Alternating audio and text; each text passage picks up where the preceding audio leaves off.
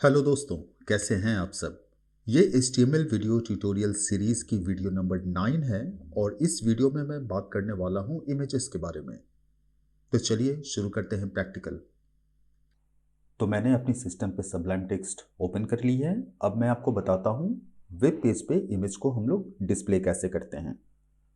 तो इसके लिए हम लोग img टैग की यूज़ करते हैं। तो मैं लिख लेता हूं img और फिर हमें लिखनी होती है सोर्स यानी SRC का मतलब सोर्स इज इक्वल टू की साइन डबल कोटेशन स्टार्ट और एंड। फिर हम लोग इसे क्लोज करते हैं।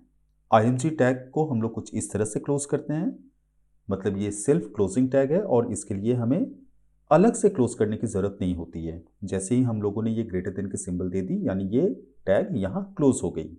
अब सोर्स में हम लोग उस इमेज की पाथ देते हैं जहाँ पे हमारी इमेज है।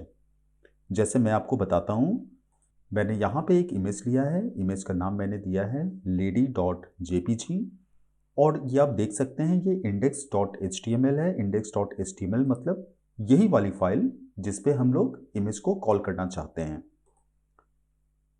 तो ये इमेज सेम लोकेशन में अवेलेबल है, यानी जिस फोल्डर में हमारी index.html है उसी फोल्डर में lady.jpg फाइल भी है।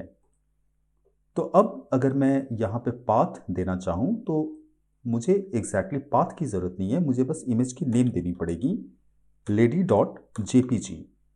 ऐसा इसलिए कि ये जो इमेज है ये इमेज सेम लोकेशन में अवेलेबल है।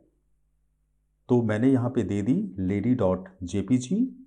अब मैं ब्राउज़र को रिफ्रेश करता हूँ। तो ये है मेरी ब्राउज़र। अब मैंने इसे रिफ्रेश किया तो ये देखिए इमेज अब यहाँ पे डिस्प्ले हो रही है, मगर इमेज की साइज़ काफ़ी बड़ी है। तो हम लोग को इमेज की साइज़ यहाँ ठीक करनी पड़ेगी। इमेज की साइज़ ठीक करने के लिए हमें यहाँ एक एट्रीब्यूट यूज़ करनी पड़ेगी, विड्थ एट्रीब्यूट। मैंने विड्थ लिख दी इज इक्वल टू की साइन डबल कोटेशन स्टार्ट और एंड। अब मैं यहाँ पे उस डायमेंशन को डालूंगा जिस डायमेंशन में मैं अपनी इमेज को डिस्प्ले करवाना चाहता हूँ। फॉर एग्जाम्पल अगर मैं चाहता हूँ कि ये इमेज 300 पिक्सल्स में डिस्प्लेड हो, जिसकी विड्थ 300 पिक्सल्स हो, तो मैं यहाँ पे विड्थ में 300 दे रहा हूँ। पिक्सल इसकी डिफ़ॉल्ट डायमेंशन यूनिट होती है, तो इसीलिए हमें पिक्सल को अलग से देने की ज़रूरत नहीं पड़ती है। तो मैंने यहाँ पे विड्थ इज इक्वल टू 300 दे दिया। अब मैं एक हाइट दे देता हूँ और मैं हाइट दे देता हूँ ऑटो। ऑटो का मतलब है कि हाइट ऑटोमेटिकली प्रोपोर्शनेटली सेट हो जाएगी विड्थ के हिसाब से। तो विड्थ जब मैंने 300 दी है तो हाइट ऑटोमेटिकली यहाँ सेट हो जाएगी। अब मैं पेज को रिफ्रेश करता हूँ तो ये देखिए ये विड्थ यहाँ 300 डिस्प्ले कर रही है और हाइट यहाँ ऑटोमेटिकली सेट हो गई है। अगर मैं यहाँ पे हाइट भी 300 देता हूँ तो देखिए क्या होगा, इमेज स्क्यू हो जाएगी। मैं पेज को रिफ्रेश कर रहा हूँ, ये देखिए इमेज स्क्यू हो गई, यानी इसकी हाइट 300 नहीं है लेकिन मैंने यहाँ पे फोर्सिबली हाइट को 300 किया है। तो हम लोग को विड्थ और हाइट में किसी एक को हम लोगों को ऑटो देनी पड़ती है। जैसे इस बार मैं विड्थ को ऑटो दे रहा हूँ, मैंने ऑटो दे दी। अब इसकी हाइट 300 रहेगी मगर विड्थ इसकी प्रोपोर्शनेटली सेट हो जाएगी। ये देखिए विड्थ यहाँ प्रोपोर्शनेटली सेट हो गई। तो इस तरह से हम लोग यहाँ पे विड्थ एट्रीब्यूट और हाइट एट्रीब्यूट की भी यूज़ करते हैं। नेक्स्ट आती है ऑल्ट टैग। ये ऑल्ट टैग क्या होती है?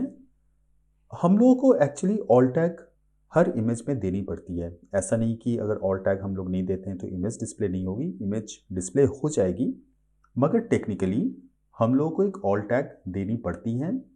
वो इसलिए कि काफ़ी वक्त ऐसा होता है कि किसी रीज़न से इमेज ब्राउज़र पे डिस्प्ले नहीं होती है। इसकी एक पॉसिबल रीज़न हो सकती है कि इमेज करप्टेड हो, या फिर दूसरी रीज़न हो सकती है कि जो लोकेशन यहाँ पे फेच हो रही है वो लोकेशन में ये इमेज एग्जिस्ट नहीं कर रहा हो। कई सारी इश्यूज हो सकती हैं। तो अगर इमेज अगर कॉल नहीं हो रही है तो यहाँ पे एक अनवांटेड सा एक प्लेस होल्डर यहाँ पे डिस्प्ले करेगी। तो हम लोग वो नहीं चाहते हैं। हम लोग चाहते हैं कि अगर यहाँ पे इमेज अवेलेबल नहीं हो तो उसके जगह पे एक टेक्स्ट आ जाए जो इमेज के रेलिवेंट हो। तो इसके लिए हम लोग ऑल्ट एट्रीब्यूट की यूज़ करते हैं। तो मैं यहाँ पे लिख देता हूँ स्माइलिंग लेडी। मैंने यहाँ लिख दी स्माइलिंग लेडी। अब मैं पेज को रिफ्रेश करता हूँ तो देखिए यहाँ पे ये डिस्प्ले नहीं हो रही है, यहाँ पे ये डिस्प्ले नहीं हो रही है। लेकिन अगर मैं यहाँ पे इमेज की नेम अगर चेंज कर देता हूँ, जैसे लेडी 1 कर देता हूँ, lady1.jpg, तो अभी आप देख सकते हैं यहाँ पे ये स्माइलिंग लेडी आ रही है। जो ऑल्ट की वैल्यू मैंने जो यहाँ ली है वो वैल्यू अभी यहाँ डिस्प्ले हो रही है। तो अगर यहाँ पे इमेज किसी रीज़न से डिस्प्ले नहीं हो रही है तो ऑल्ट की वैल्यू यहाँ पे डिस्प्ले होती है। और अगर मैं वापस लेडी 1 को लेडी कर दूँ, यानी फाइल नेम अगर मैं करेक्ट दे दूँ, तो फिर यहाँ पे इमेज डिस्प्ले हो रही है। मैं सोर्स टैग के बारे में आपको एक बात और बताना चाहता हूँ। जैसा हम लोग लोकेशन के बारे में बात कर रहे थे, अगर यहाँ पे मैंने लोकेशन चेंज कर दी, जैसे अभी मैंने आपको बताया था कि ये lady.jpg जो फाइल है, ये फाइल सेम लोकेशन में है, जिस लोकेशन यानी जिस फोल्डर में हमारे index.html है। लेकिन अगर मैं यहाँ पे एक दूसरी फोल्डर बना लेता हूँ और फोल्डर का नाम मैं दे देता हूँ इमेज, और इस इमेज को lady.jpg इस फाइल को मैं इमेज फोल्डर के अंदर डाल दे रहा हूँ। अब जब मैं इस पेज को रिफ्रेश करूंगा तो यहाँ पे ये इमेज अब डिस्प्ले नहीं हो रही है, उसकी जगह पे स्माइलिंग लेडी डिस्प्ले हो रही है। तो उसकी वजह यह है कि यहाँ पे जो पाथ मैंने दी है, ये पाथ मैंने दी है रूट की, मगर अब जो इमेज अवेलेबल है वो इमेज फोल्डर में है। तो मैं यहाँ पे इमेज दे देता हूँ, इमेज यानी फोल्डर का नाम, फिर एक स्लैश और lady.jpg। जो लोकेशन है वो कुछ इस तरह की है। अब मैं पेज को रिफ्रेश करता हूं तो ये देखिए अब ये इमेज यहां डिस्प्ले हो रही है। अब मैं एक और एट्रीब्यूट के बारे में आपको बताता हूं, टाइटल एट्रीब्यूट। टाइटल एट्रीब्यूट होती है अगर आप चाहते हैं इमेज के ऊपर माउस हवर करने से एक इंफॉर्मेशन दिखाए, तो वो आप टाइटल एट्रीब्यूट से कर सकते हैं। तो मैं यहां पे लिख देता हूं this is a title attribute. मैंने यहाँ लिख दी this is a title attribute. अब मैं इस पेज को रिफ्रेश करता हूँ। अब मैं माउस को हवर करता हूँ तो ये देखिए this is a title attribute यहाँ पे डिस्प्ले हो रही है। तो इस तरह से हम लोग यहाँ पे टाइटल भी सेट कर सकते हैं। अब मैं आपको बताता हूँ कि फिगर टैग क्या होती है। फिगर टैग HTML5 की एक टैग है और हम लोग जब भी किसी इमेज को कॉल करना चाहेंगे तो हम लोग उसे फिगर के अंदर ही कॉल करेंगे। ऐसा नहीं कि फिगर के बाहर अगर आप कॉल करते हैं तो वो इमेज डिस्प्ले नहीं होगी, इमेज तब भी डिस्प्ले होगी। और बहुत वक्त एक्चुअली हमें फिगर के बाहर भी इमेज को कॉल करनी पड़ेगी, मगर मोस्ट ऑफ द टाइम्स अगर आप कुछ प्रोमिनेंट इमेज अगर डिस्प्ले करना चाहते हैं तो आप कोशिश करें उसे फिगर टैग के अंदर ही रखने की। तो मैं यहाँ पे लिख लेता हूँ फिगर। मैंने फिगर स्टार्ट की और एंड की। अब मैं इस इमेज को मैं यहाँ से कट कर लेता हूँ, कट करके मैं फिगर में पेस्ट कर लेता हूँ। ये देखिए मैंने यहाँ फिगर में पेस्ट कर ली। अब मैं पेज को रिफ्रेश करता हूँ तो अभी ये फिगर टैग के अंदर आ गई है।